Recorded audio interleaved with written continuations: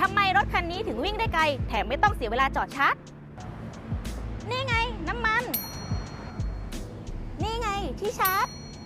นี่คือเหตุผลที่ทำให้รถคันนี้วิ่งได้ไกลถึง 1,032 กิโลโดยไม่ต้องจอดชาร์จประหยัดสุดๆ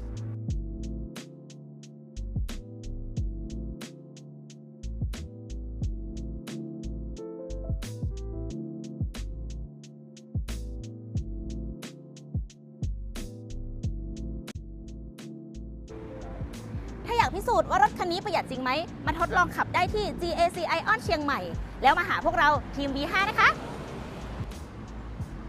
นี่คือสิ่งศักดิ์สิทธิ์ของพวกเรา